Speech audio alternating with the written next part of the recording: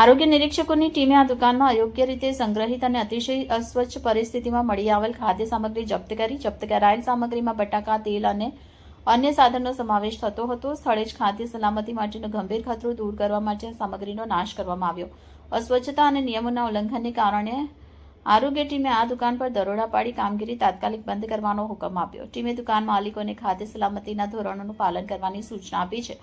આરોગ્ય વિભાગના અધિકારીઓએ જણાવ્યું હતું કે લોકોના આરોગ્ય સુરક્ષા માટે આવી નિયમિત તપાસ અને કાર્યવાહી ચાલુ રહેશે.